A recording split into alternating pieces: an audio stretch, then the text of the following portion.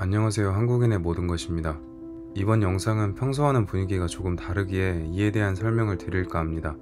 지난 3월 1일을 기점으로 현 대한민국에서는 제가 지금까지 당연하게 여겼던 상식이라는 것이 점차 사라지는 것 같습니다. 나는 오늘 기꺼이 친일파가 되렵니다. 그렇기에 전 현 사회에서 잊혀가는 분들에 대한 영상을 제작하게 되었습니다. 영상에 온전히 집중하실 수 있도록 중간 광고는 넣지 않았으니 끝까지 잘 봐주셨으면 합니다. 유관순 열사는 1902년 충청남도의 작은 마을에서 태어났습니다. 그녀가 살던 곳은 서울과 충남 공주를 연결하는 교통의 요지였기에 개신교 선교사들의 활동이 활발했고 이에 교회도 하나둘 생기기 시작했습니다. 때문에 그녀의 할아버지께서는 일찍이 신앙을 가지게 되셨고 그렇게 유관순의 집안 전체가 개신교인이 되었죠. 이러한 집안에서 자란 어린 유관순은 교회에 다니며 신앙을 접하고 한글을 공부하는 등 많은 배움을 얻었습니다. 그녀는 어려서부터 남다른 리더십 또한 가지고 있었죠. 유관순의 친척은 어릴 적 그녀를 이렇게 기억합니다. 관순은 어려서부터 씩씩한 장난을 좋아하고 장난을 하면 반드시 우두머리가 되었다. 관순은 여자라기보다 차라리 남자다운 기운이 있으므로 장난꾼이라는 별명을 들었다. 그리고 동정심이 많아서 언제든지 남을 도와주기를 좋아하며 심술궂게 싸우거나 부모의 말을 거슬러 근심을 끼치는 일은 도무지 없었다. 한편 1910년 8월 29일 일제에 의해 대한제국의 국권이 상실됩니다. 유관순의 아버지는 다시 잃어버린 나라를 되찾기 위해 힘을 길러야 하며 그러기 위해선 교육이 우선이라고 생각했습니다. 그렇기에 가진 재산을 모두 흥호학교를 세우는 데 사용하시고 신학문을 가르침과 동시에 인재 양성에 힘을 쓰셨죠. 물론 딸이었던 유관순도 신학문을 가르치는 근대식 학교에 보냈습니다. 그리고 공주 영명 여학교를 다니던 유관순은 여성 교육에 큰 관심을 갖고 소녀들을 후원하던 미국인 선교사의 추천으로 서울에 있는 이화학당에 장학생으로 편입하게 됩니다. 그곳에서도 유관순은 장난꾼이라는 별명을 갖고 있었지만 굳은 일을 도맡아서 하고 천성이 착하고 다정했기에 주변에는 항상 친구들이 많았습니다. 그녀는 주말이 되면 친구들과 함께 예배를 드렸고 예배를 마치면 기숙사에 돌아와 독서를 즐기곤 했죠. 당시 그녀는 많은 책을 읽었는데 그 중에서도 특별히 그녀에게 큰 영향을 준 책이 한 권 있었으니 바로 프랑스의 애국소녀 잔다르크에 대한 책이었습니다. 나라를 위해 한 몸 바치겠다고 결단한 뒤 프랑스가 위기에 처하자 갑옷과 투구를 입고 전쟁터에 뛰어들어 승리를 이끌어낸 구국소녀. 그렇게 유관순은 친구들 앞에서 언젠가는 나도 잔다르크처럼 나라를 구하는 위인이 되겠다 라는 말을 자주 하곤 했죠. 한편 1918년 제1차 세계대전이 끝나며 미국 윌슨 대통령이 발표한 민족 자결주의가 전 세계에 알려집니다. 민족 자결주의는 각 민족은 자신의 정치적 운명을 스스로 결정할 권리가 있으며 이 권리는 다른 민족의 간섭을 받을 수 없다 라는 내용을 담고 있었기에 당시 식민지 상태에 있던 나라들에 큰 영향을 줬죠. 그리고 이로부터 1년 후인 1919년 1월 고종이 승하하셨다는 소식이 알려집니다. 세간에는 일본이 사주에 황제를 독살했다는 소문이 퍼지면서 국민들의 반일 감정은 극에 달했죠.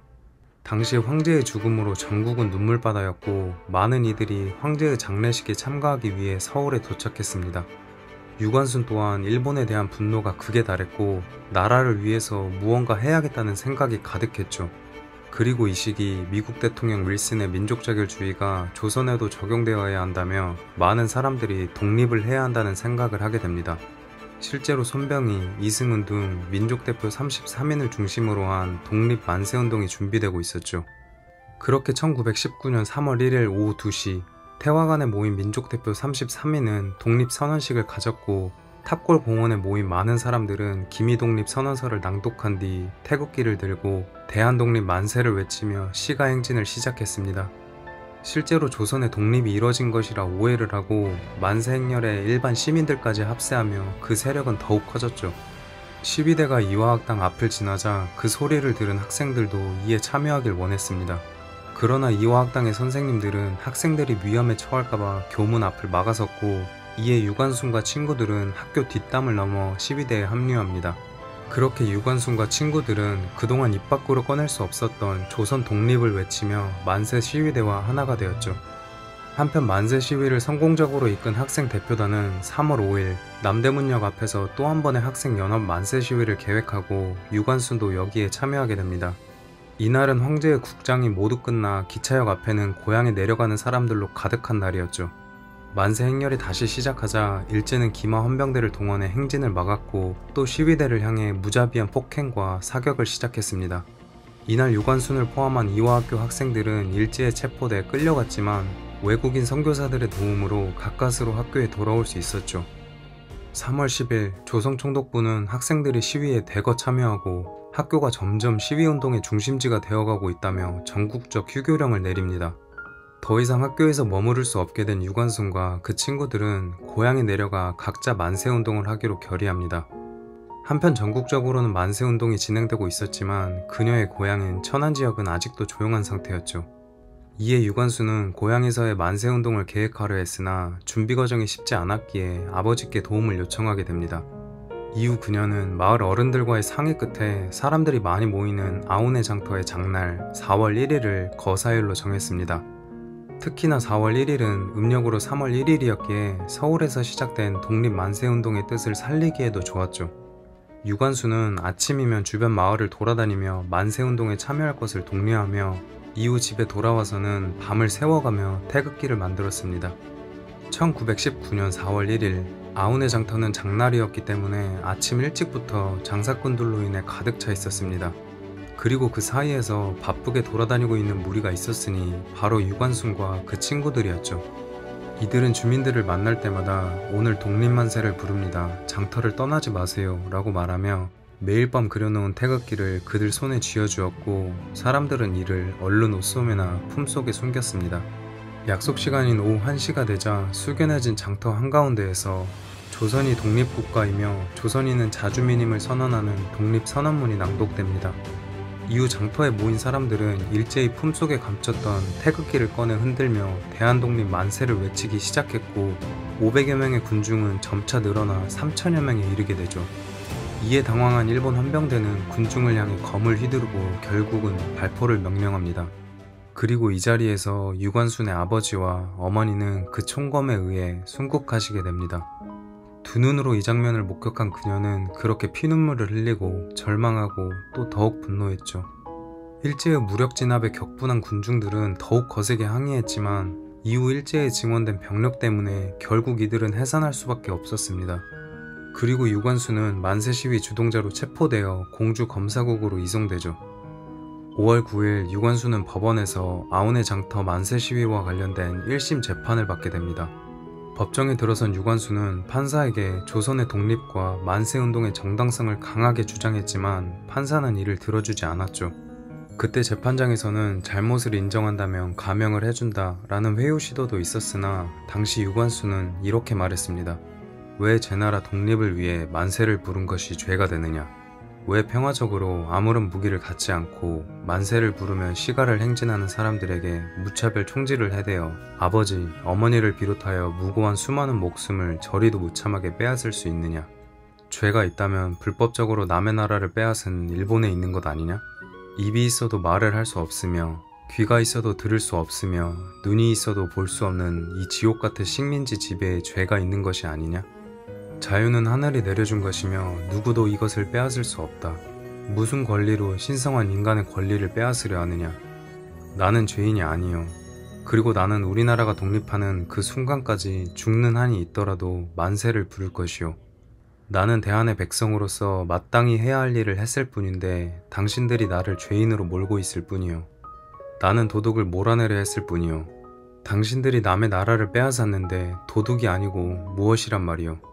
그리고 이 말과 함께 유관순은 재판관에게 의자를 집어던지며 대한독립 만세를 외치니 이때 그녀의 나이 18살이었습니다.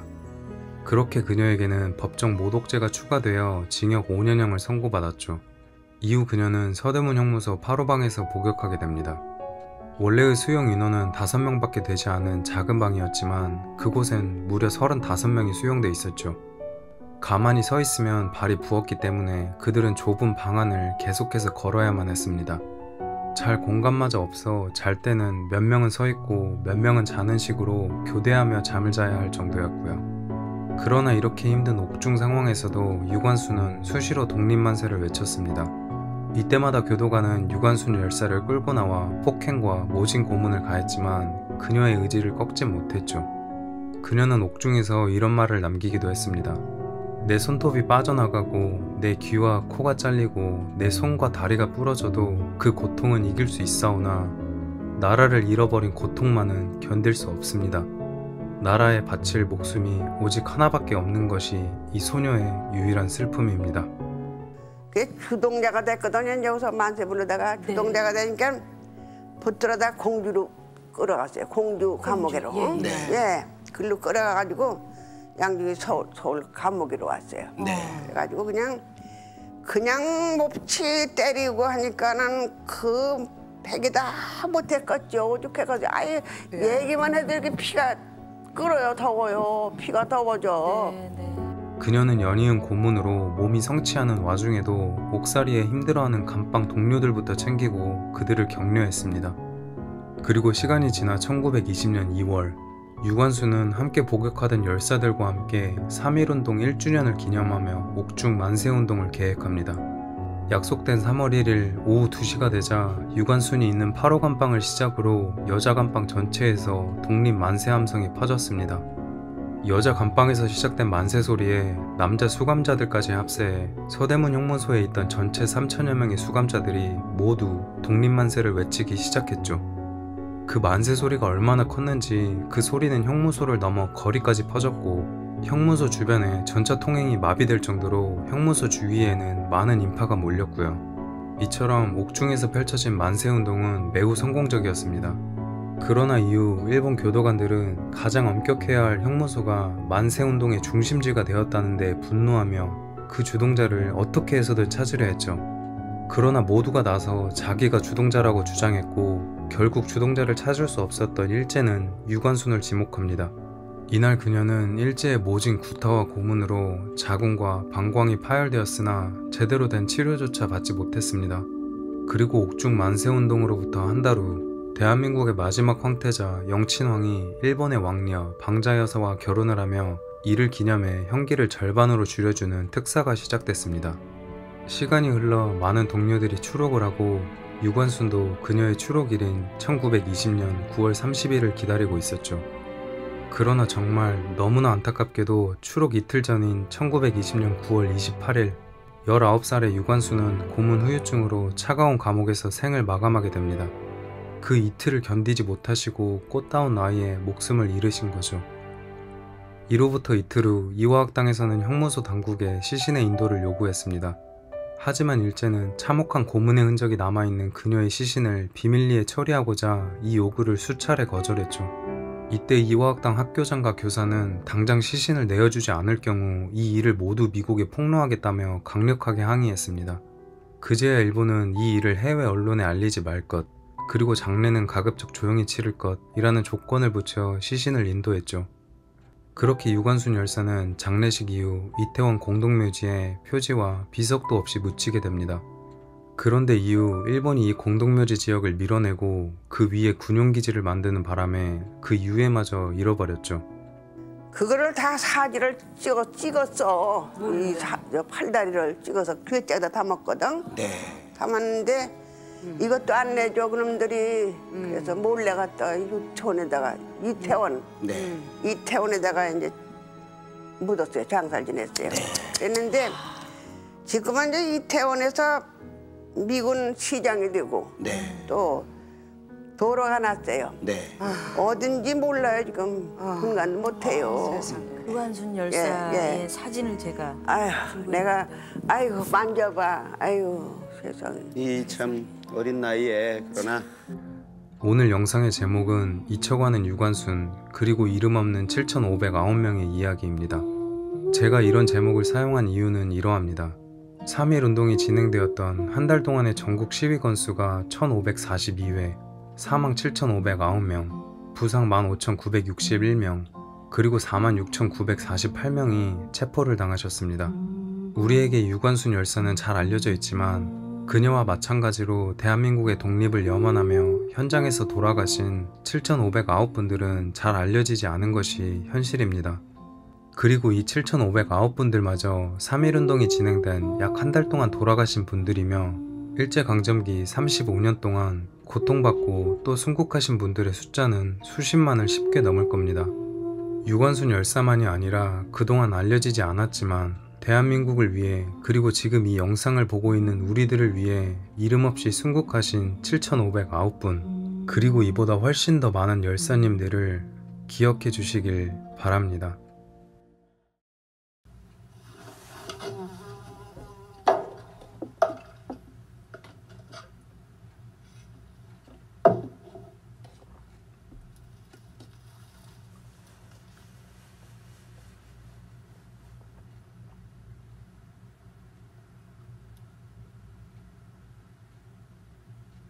왜 그렇게까지 하는 거요?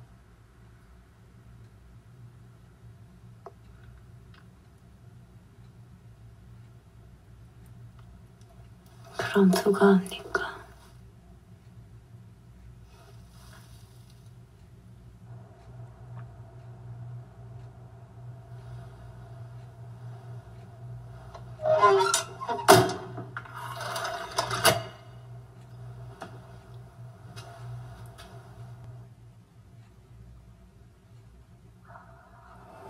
세월이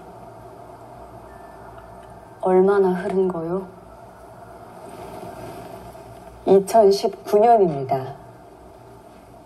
2019년이면 조선은 해방되었소?